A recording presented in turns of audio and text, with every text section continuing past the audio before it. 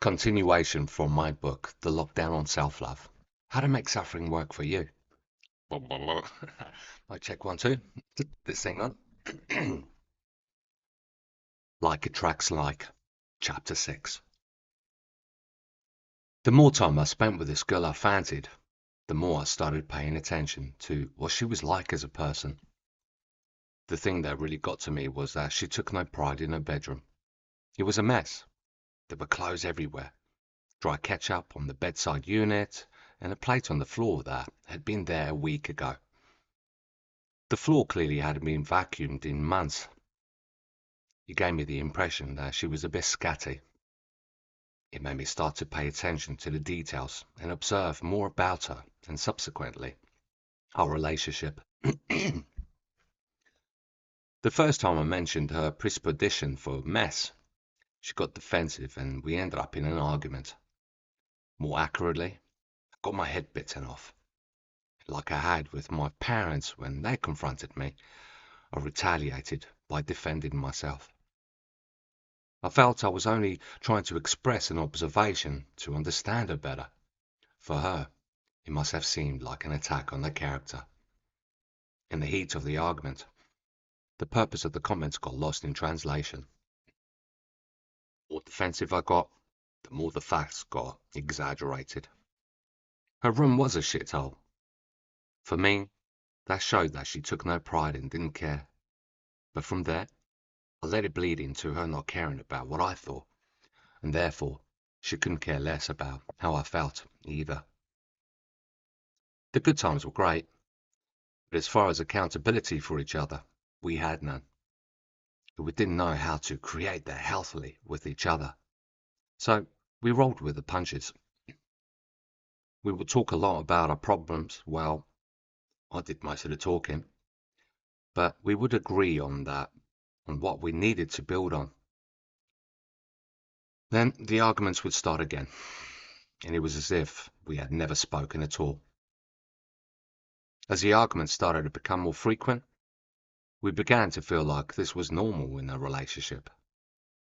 I would harbor guilt the next day for yelling, and she'd feel bad about contributing to the argument too. Yet nothing would ever get resolved.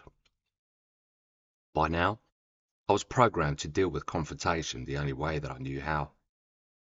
I began to feel overwhelmed. My parents weren't impressed. They felt sorry for her, but thought I could do better. I personally thought she was pretty cool, especially with her new fake pink dreadlocks she recently had put on. At the pub that evening, when I went to the toilet and looked in the mirror, I recall talking to myself and feeling as though there wasn't anything about me. I didn't feel handsome, and so I told myself, you have done well for yourself. It's not like you can do any better anyway. Things started to take a turn for the worse. She would start degrading me in front of my friends, calling me a little bitch when I insisted we go home earlier than she would have liked to. In turn, I would raise my voice, feeling angry, degraded, and insulted. The arguing became increasingly more toxic. She would raise her voice back at me, and I would ramble on and on at her. She made me feel like I had a problem. It was true that when I had a problem, even after the heat of the moment, I would go on and on. I wouldn't leave it, but neither would she give my concerns any attention. I myself needed a resolution. I needed to feel safe and seen. Needed to know that the lesson was learned by both of us. A mistake not to be repeated, especially as he hurt me so much. For her, it seemed I wouldn't leave the past alone or shut up about it. Looking back, I'm amazed at how I could keep an argument going. I was able to identify that we both had different perspectives, but felt like mine wouldn't be considered. I didn't know at the time. This was from my subconscious programming, based on previous arguments with my parents. I had a subconscious belief that said my side would never be heard, and here was my girlfriend proving my point. You can't find a middle ground without compromise, and she was unwilling to provide one as my beliefs were unwilling to allow me to see one. As a result, our relationship became one-sided, and there was very little comfort. There was no need to argue. There never is. There is just the best that you can do to try and understand where the other person is coming from, or at the very least, have every intention to hold space for. If you cannot hold space at the time, find another time to make them feel heard and cared for. And this is probably the most important thing. Make every available opportunity to raise awareness needed around the issues. Don't just kick the dirt under the carpet, so to speak, and leave it unnoticed. I often rambled for this very reason. I needed space to be heard and cared about. My soul could not grasp the despair, and in turn, I would scream from the rooftops. My ramblings were a desperate cry for help. My relationship with her became a complete mirror of what was going on at home and in my internal world, or the frustration I was dealing with, how I felt, my beliefs that I wasn't good enough, and what I did wasn't good enough. I was told over and over again how my attitudes stank by both her and my parents, but I had no template at the time to show me how to focus on the positives, or be shown that I could, and be shown what I could be grateful for. I was well and truly in the victim mentality. My parents had enough. They told me to get my stuff together or get out.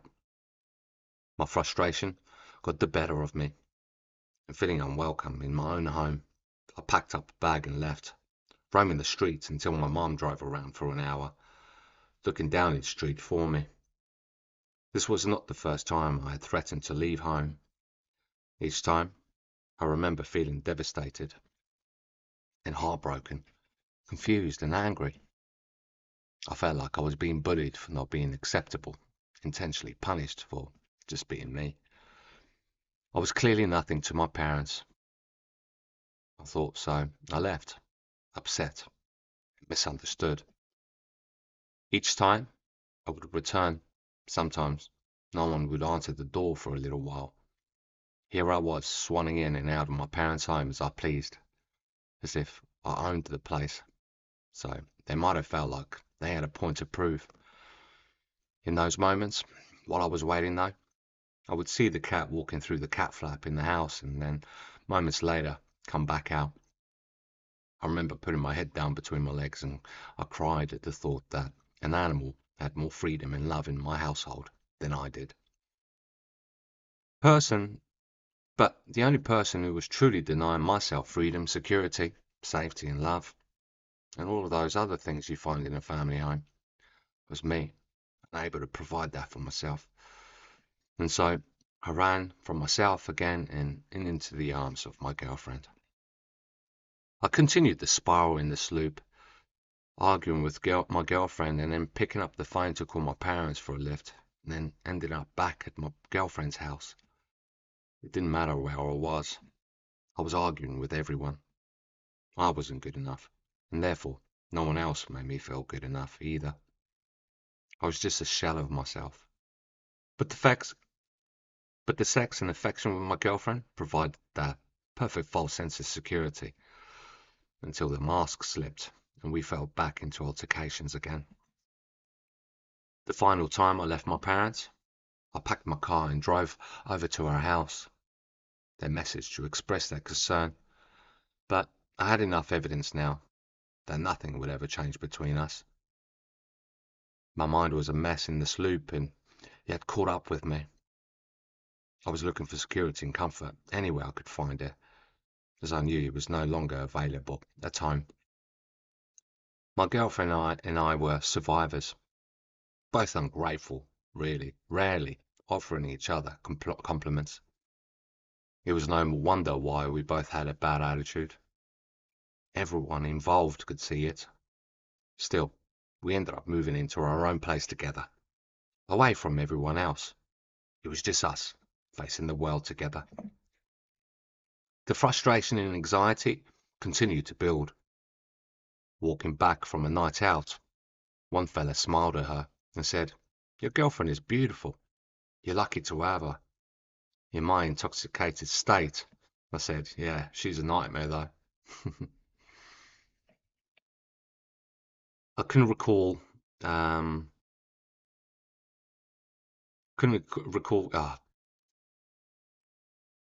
okay, I'm not going to read over again. So basically, let me just start. The frustration and anxiety continued to build. Walking back from a night out, one fella smiled at her and said, "Your girlfriend is beautiful. You're lucky to have her." In my intoxicated state, I couldn't recall my reply. I remember now. But she didn't like it. I tried to comfort her and give her an explanation, but once again, it was lost in translation. We were coming at the argument from two different perspectives. My defensiveness rose and I nudged her on the shoulder, telling her to leave me alone. She lost her momentum and fell. "Oi, that's no way to treat a woman. Why don't you start on someone else, someone your own size?" said another bloke. "Come and fight a real man, you pathetic piece of shit." A complete stranger yelled at me as he approached. Admittedly, I was intimidated and caught off guard. It was all spiraling out of control, and now I had to fight an ignorant to the situation stranger. Luckily, my girlfriend and I managed to defuse the situation, even though we continued to argue the whole way home. If only she and I had been able to cultivate a little empathy and understanding towards each other, it would have made the world of a difference. It's a shame we didn't know how to at the time. Perhaps if I was able to send our younger selves both a letter at the time, it would have read as follows. Be nice to each other, and take the time to listen and understand both perspectives. Retaliating in defense will only escalate the situation, with no opportunity to acknowledge how the other person feels and what he is, making them think the way they are. What does love mean to each other? To each of you. You must know this to know if you generally love one another. Otherwise, are you happy to continue the negligence or worse, trigger each other's insecurities without learning how to treat yourselves, never mind one another, better? The truth is, we didn't know how to treat ourselves well, never mind each other. The drinking and drugs didn't help, but what was more damaging was our indoctrinated and insecure behaviour patterns. These just kept resurfacing and we projected them onto one another. She didn't feel safety or security, and neither did I. We were both unable to offer one another what we both lacked in ourselves. On both of us returning home, I wanted to lose myself in that false sense of safety that sex gave me. If we were having sex and giving affection to one another, it was all right. It would balance out the arguments. It wasn't toxic if we could both make up.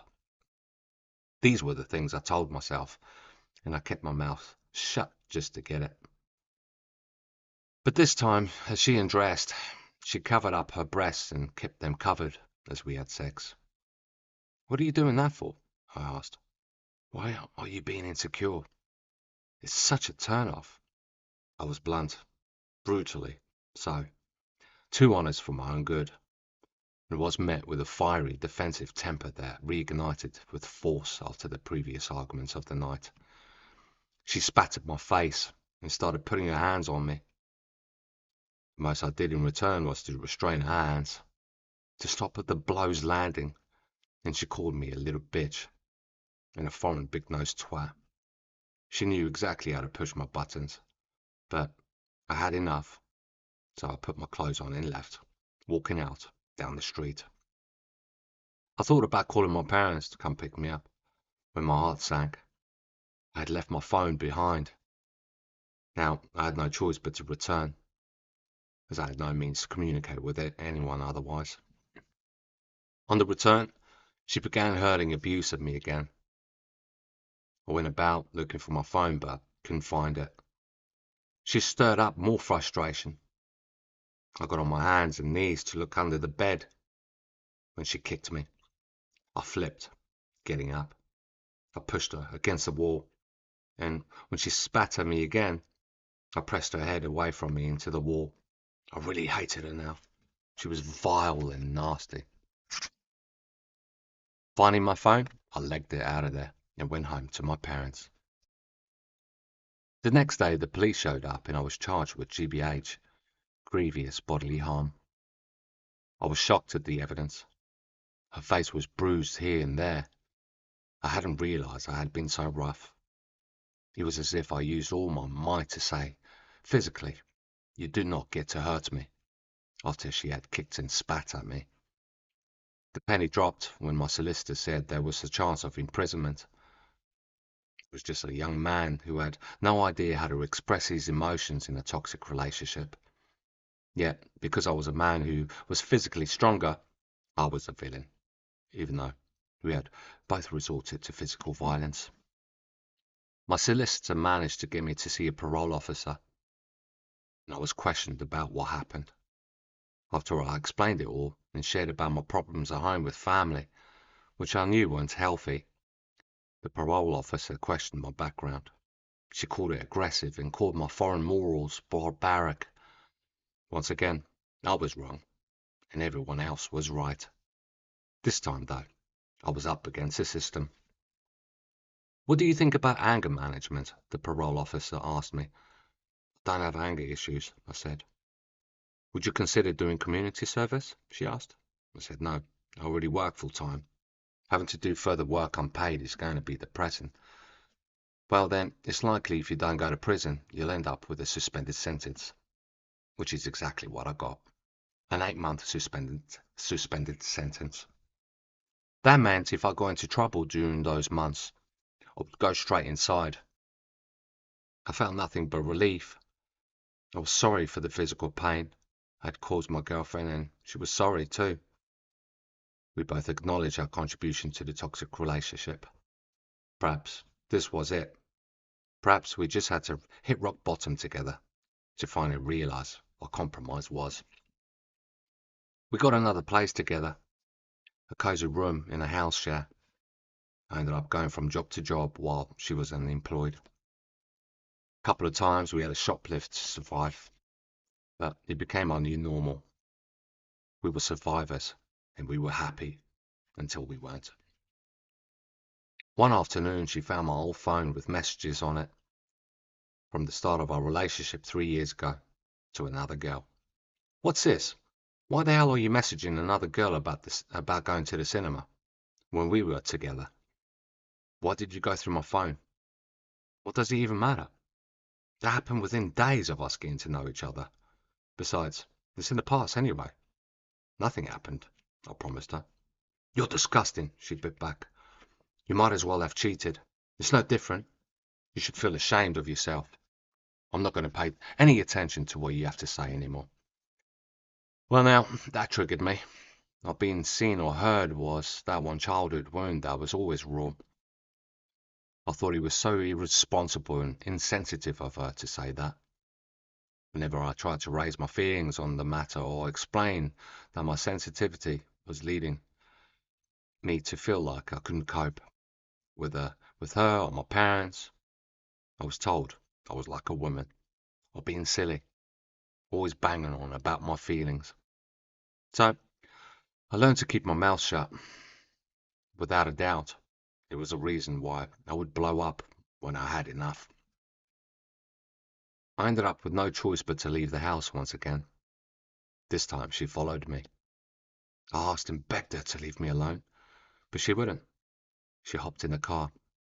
I requested that she got out, all the while screaming at each other. She wouldn't listen to me. I had no space to breathe or think. She continued hurling abuse at me. My frustration built once again to such a point that I grabbed her by the hair and pulled her out the car. I ran round, locked myself back in the car, but this time she jumped on the bonnet. I started the engine to call her bluff, but she remained on the car. I drove slowly, hoping she would jump off, but she didn't. I had no choice but to turn into a car park just up ahead at a local pub. When I brought the car to the stop, the police showed up. What may have helped me to avoid all this trouble was realizing that the world and everyone in it was only a reflection of what was going on inside of me. Most of my problems were self-inflicted by horrible self-talk. I had little respect and admiration for myself. If I had walked and carried myself as if I belonged in this world and showed admiration and respect to all others, I would have had the same courtesy back. Not to say that I didn't at all. I'm just happy to admit that I was ignorant at this point in my life. There was a quote by Carl Jung about projection that stuck with me, though I forget it now. Here it is. Sorry. There was a quote by Carl Jung about projection that stuck with me, though I forget it now. Here is how I interpreted it. Sometimes we can feel so certain that we know what another person is like, what they are thinking. We understand the situation and circumstances they are experiencing from our own point of view, and then interact with the other person based on our own assumptions. What this demonstrates is that projection is not accurate. Sorry, what this demonstrates is that perception is not accurate.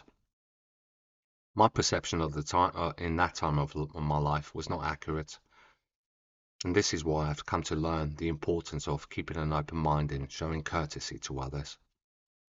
These two things play a huge role in having healthy relationships, not only with others, but life itself.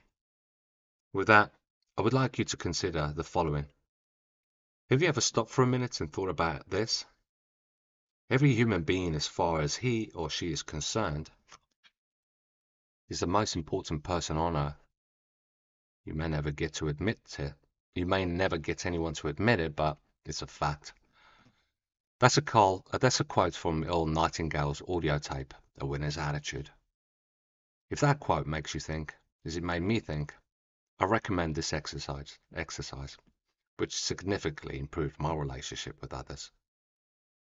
For the next 30 days, treat every person you come into contact with as the most important person on earth.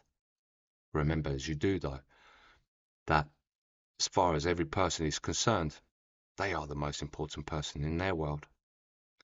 What surprised me about treating everyone in this fashion was not only that every human being ought to treat one another like this, but that it also helped me to form a habit that brought amazing and delightful results to my life. The same could be true for you, if you give it a try. We ought to get along with one another, don't you think? After all, frustration has a habit of breeding resentment. Instead, act towards others and the world at large in the same manner that you want the world and others to act towards you. Treat your friends, your partner, your family as the most important people in your life. Then try it with strangers. Offer a smile, and you might be surprised at how fast you turn into a magnet. That which you seek will begin to naturally gravitate towards you. Act, walk, and talk as the person you wish to become, and almost immediately you will notice a change in yourself, as I did. Irritations which used to frustrate and aggravate me, for example, disappeared, because there is nothing in this world that we want and more because there is nothing more in this world that we all want and need than to feel like we are important, that we are needed, wanted, and appreciated. We would all give our love and business for that person that will fill this need. The thing we have to realize is we are that person for ourselves. The trick is to stay on track when someone less informed gives you a hard time. If someone shows you ignorance and lack of courtesy, don't stoop to their level. Leave them to it and do right by yourself. So the magic word for this chapter is attitude. If you can form any, it might as well be a good one.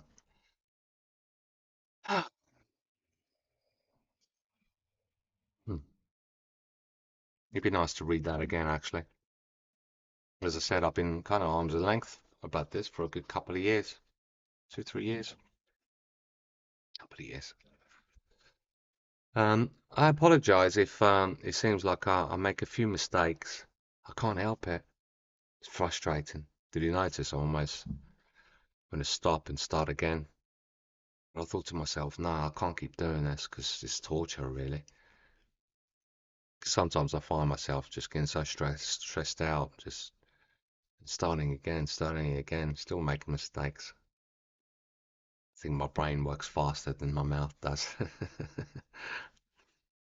Maybe my mouth works faster than my. Hope you enjoyed this chapter. See you on the next one.